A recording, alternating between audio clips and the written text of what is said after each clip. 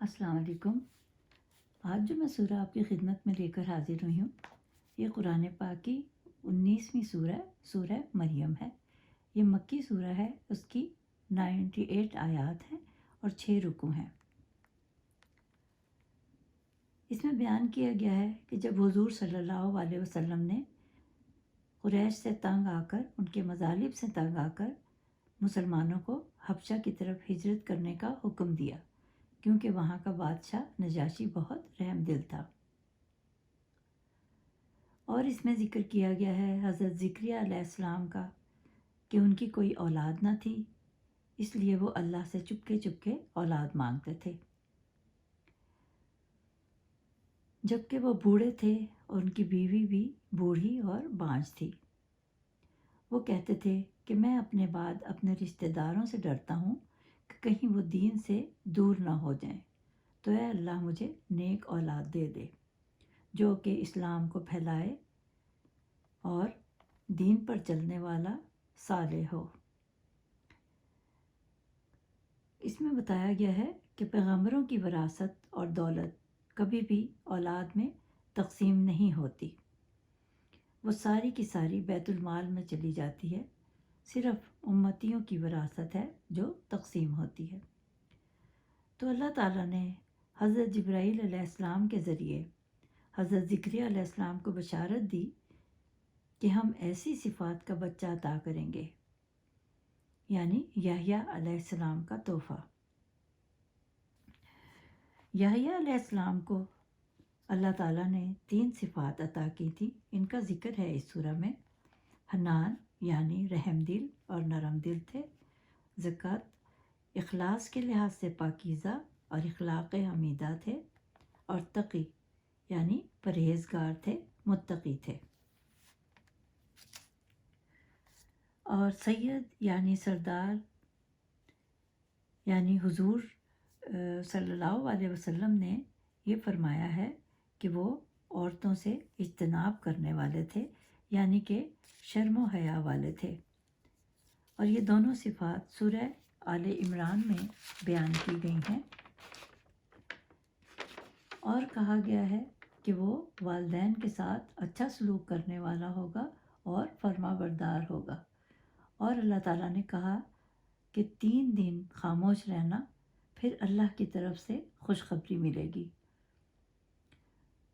تو حضرت زکریا علیہ السلام ایک دن باہر آئے اور سب کو اشارے سے کہا کہ عبادت کرو، اللہ کی حمد و ثنا کرو۔ پھر اللہ تعالیٰ نے آپ کو یحییٰ علیہ السلام سے نوازا، اور جب آپ میں شعور پیدا ہوا تو اللہ نے کہا تورات کو مضبوطی سے تھام لینا، اور آپ کو بچپن میں ہی علم اور سمجھ بوجھ کی صلاحیت عطا کی۔ کہا جاتا ہے کہ اولاد کی زیادتی سے کبھی نہ ڈریں، اگر زیادہ اولاد ہوگی تو کیا پتہ کون سی اولاد تمہارے لیے کارآمد ہوگی۔ اور اولاد کا وجود اللہ تعالیٰ کی بہت بڑی نعمت ہے، اور اگر نیک ہو تو کیا ہی بات ہے۔ اور اس میں حضرت مریم علیہ السلام کا ذکر ہے۔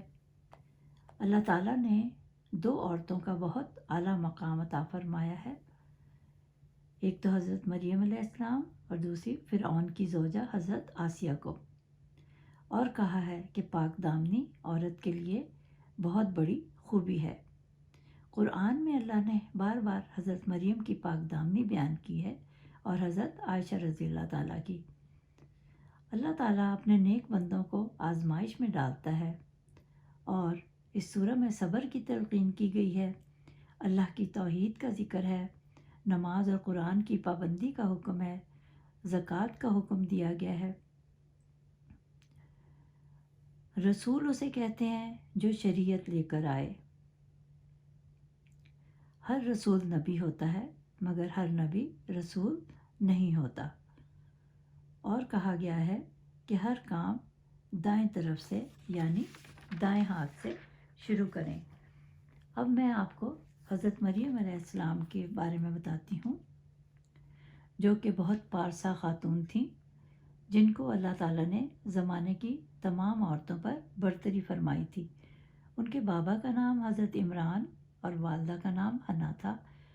حضرت عمران حضرت سلیمان کی اولاد میں سے ہیں اور ان کی اہلیہ داؤد علیہ السلام کی اولاد میں سے تھی۔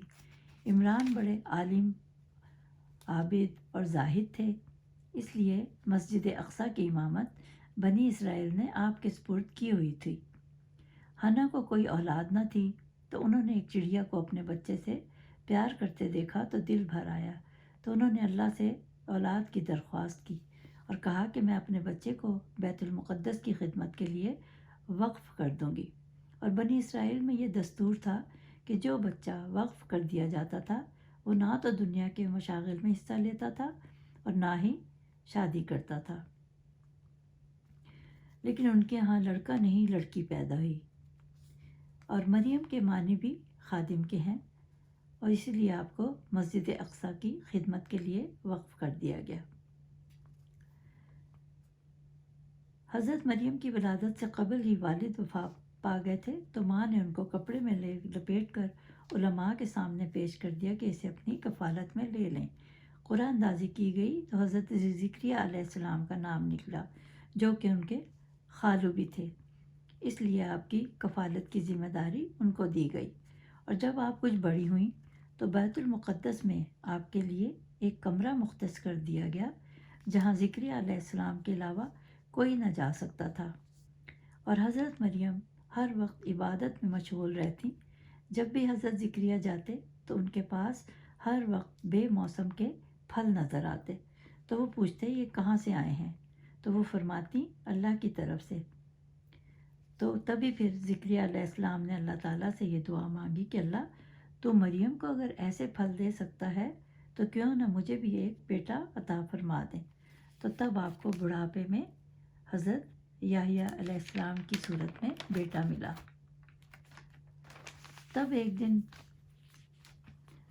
فرشتوں نے کہا کہ مریم تم عبادت گزار ہو، تم اللہ کی عبادت کرتی ہو۔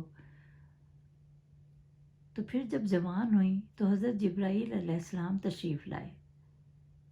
مریم ان کو اپنے حجرے میں دیکھ کر پریشان ہو گئیں، کیونکہ وہ انسانی شکل میں آئے تھے۔ تو حضرت جبرائیل علیہ السلام نے کہا میں اللہ کی طرف سے بھیجا گیا ہوں، مجھ سے ڈرو مت، مجھے اس لیے بھیجا گیا ہے تاکہ میں تجھے پاکیزہ لڑکا دوں۔ مریم نے کہا کہ مجھے تو آج تک کسی نے چھوا تک نہیں۔ تو فرشتے جبرائیل نے کہا میرے لیے یہ بہت آسان ہے۔ انہوں نے بی بی مریم کو پھونک ماری، جس سے آپ کا حمل ٹھہر گیا، اور بنی اسرائیل میں یہ خبر آگ کی طرح پھیل گئی۔ لوگوں نے زکریا کے گھر آنا جانا بند کر دیا اور آپ پر الزام اور بہتان لگانے لگے۔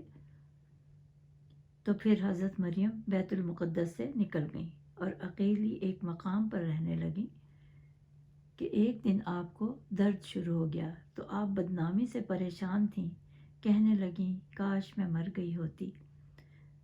درد میں انہوں نے ایک درخت کا سہارا لیا، تو درخت جو کہ مرجھایا ہوا تھا اس سے تازہ پھل گرنے لگ گئے، اور پھر اللہ نے ان کے قدموں کے قریب ایک نہر جاری کر دی اور ندا آئی کہ پانی پیو اور پھل کھاؤ تاکہ جسم کو طاقت ملے۔ اور اسی عالم میں حضرت عیسیٰ علیہ السلام کی پیدائش ہو گئی۔ جب آپ اپنے بیٹے کو لے کر قوم کے پاس آئیں تو وہ لوگ آپ کو بچے کے ساتھ دیکھ کر غصے میں آ گئے اور الزام لگانے لگے۔ تب حضرت مریم علیہ السلام نے بچے کی طرف اشارہ کر کے کہا کہ اس بچے سے سب پوچھ لو، جواب مل جائے گا۔ اور اچانک عیسیٰ علیہ السلام نے بولنا شروع کر دیا اور کہا کہ میں اللہ کا بندہ ہوں، اور مجھے اس نے کتاب انجیل دی ہے اور مجھے نبی بنایا ہے، اور مجھے نماز اور زکوٰۃ کی وصیت دی ہے، اور مجھے سرکش نہیں بنایا۔ پھر اس کے بعد آپ مصر چلی گئیں، اور جب حضرت عیسیٰ علیہ السلام کی عمر 13 سال ہوئی تو آپ واپس آ گئیں۔ کیتھولک آپ کو بڑی عزت کی نگاہ سے دیکھتے ہیں، بائبل میں بھی آپ کا نام موجود ہے، اور یہ کہا گیا ہے کہ جب قیامت کے دن اللہ تعالیٰ دجال کو دنیا میں بھیجے گا اور اس کا خاتمہ کرنے کے لیے حضرت عیسیٰ علیہ السلام کو بھیجا جائے گا۔ تب حضرت عیسیٰ انجیل کے حساب سے نہیں بلکہ قرآن کے حساب سے چلیں گے اور نماز پڑھیں گے۔ امید ہے آپ کو سورہ مریم کا یہ خلاصہ پسند آیا ہوگا۔ ضرور سنیے گا اور تلاوت قرآن کو اپنا معمول بنا لیں۔ اگلی سورہ تک خدا حافظ۔